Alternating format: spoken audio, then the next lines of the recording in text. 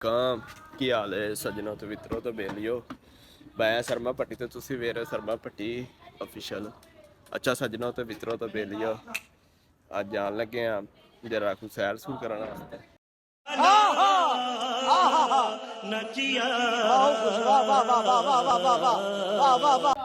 मैं ते नाल राणा साहब ने तुहानू कराने A few moments later. जी आ गया राणे दे घर।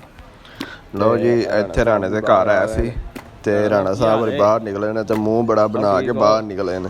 मैं कहा राणा साहब की होया? राणा साहब कहंदा बुढ़ी ने धक्के मार मुर के बाहर कट छड़िया। मैं कहा राणा साहब फिर की होया? ते शादी शुदे हाल दा थोड़ा जिहा ना, शादी शुदे केड़े बंदे ने ना उन्हां दा हाल है ये, टेंशन ना लो तुसी। ते उस तो बाद राणे साहब ने थोड़ी जी गपशप ला के ते राणे साहब ने खुश कीता। जरा राणे साहब दा मजाज मैं थोड़ा जिहा खुश कीता ते फिर मैं कहा राणा साहब चलिए हुण जरा टायर सैर सूर कर आइए, फ्रैशमेंट कर आइए। ते राणा साहब कहंदा साडी केहड़ी फ्रैशमेंट है राणा साहब, भट्ट साहब असीं फिर आउणा ते फिर आ गए गालां ही खाणियां ने। ते इंशाअल्लाह चलने हुण ते उत्थे जाके हुण तुहानूं मिलने आ। टकसाली गेट वड़ के कित्थे खुस्से वगैरह मिलदे ने सारा कुछ, ते जुत्तियां शुत्तियां भी पईयां सी ते भाई ने ऐ जुत्ती इक चैक करवाई है खेड़ी, नरोजी है खेड़ी है, बहुत अच्छी जुत्ती है, ज़बरदस्त जुत्ती है। चेक चुक कर रहे हैं, चेक करके पाई है पा के डन कर छड़ी है। तो किले डन की ना तो भरावा कहंदा उधर भी नज़र मारो, है वेखो सामने भी नज़र मारो, सामने पई है। मैं कहा नहीं भरावा सामने की मारनी नज़र, सानू केड़ी जुत्ती असीं पा दी सानी ओही पसंद है वेखो। तो उस तो बाद फिर वेंदे बूंदे रहे दूजियां भी जुत्तियां वेखो बड़ी माशाअल्लाह प्यारियां दूजियां भी जुत्तियां सी।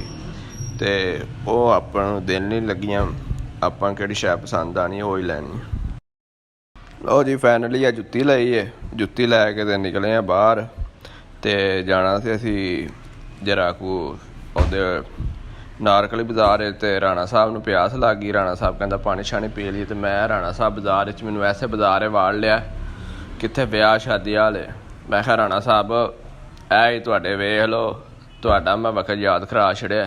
मैं कहा राणा साहब केड़ा बाजार है? राणा साहब मैनूं जवाब नहीं सी दे रहे। तो मैं कहा राणा साहब दसो तो सही की होया? राणा साहब कहंदा यार की दस। फिर राणा साहब नूं मैं लै आंदा नारकली बाजार च, नारकली बाजार दे विच लिया के ते इनू शॉपिंग शूपिंग करवाई है, चेक चुक कीते ट्योजर शर्ट ये छोटे सी निकरां सी। ते मैं क्या बई ऐ नहीं लैने क्योंकि सन मना इस्लाम दे विच छोटियां निकरां पाणियां। ते फिर उस तो बाद मैं भाई नूं कहा चल तू शर्टां लै लै, क्या कहंदा यार शर्टां लै लईए। मैं कहा चलो यार शर्टां लै लो, शर्टां चेक कर लो कैसियां ने।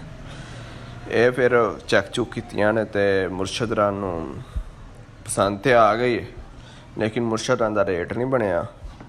तो मुर्शद अली कहंदे ने चलो भट्ट साहब निकलीए।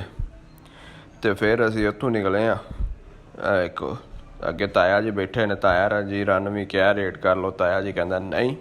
असीं कहा चलो जी ताया जी फिर सलाम अलैकुम। ताया जी रन को सलाम अलैकुम लईए तो निकले हाँ उत्थों।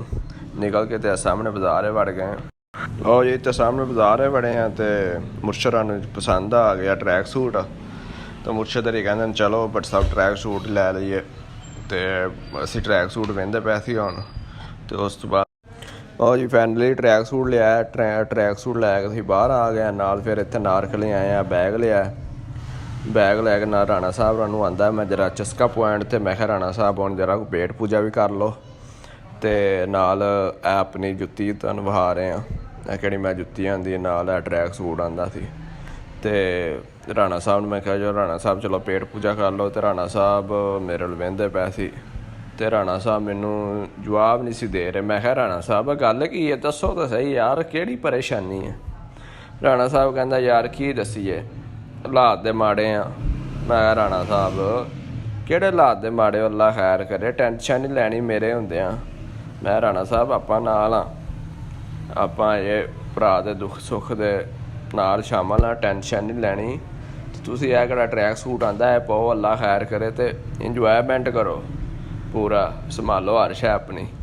फिर बैग बूग च पाए हैं तो पा पू के तो अल्लाह खैर करे। उत्थों राणा साहब नूं थोड़ी तसल्ली मैं दित्ती है तो राणा साहब कहंदा ठीक हो गया।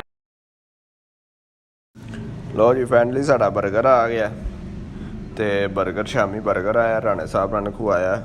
ਰਾਣਾ ਸਾਹਿਬ ਕੈਸਾ ਜ਼ਾਇਕਾ ਹੈ ਤੇ ਮੈਂ ਚੈੱਕ ਕੀਤਾ ਲੇਕਿਨ 10 ਦੇ ਵਿੱਚੋਂ 0।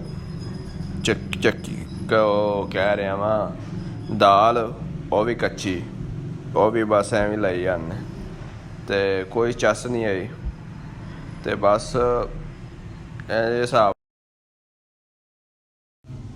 ਲਓ ਜੀ ਦਿਨ ਚੜਿਆ ਤੇ ਰਾਣਾ ਸਾਹਿਬ ਹਰੀ ਮੇਰੇ ਕੋਲ ਆ ਗਏ ਨੇ। ਰਾਣਾ ਸਾਹਿਬ ਭੱਟੀ ਸਾਹਿਬ ਕੀ ਯਾਰ ਟਰੈਕ ਸੂਟ ਲੈ ਕੇ ਦਿੱਤਾ ਜੇ।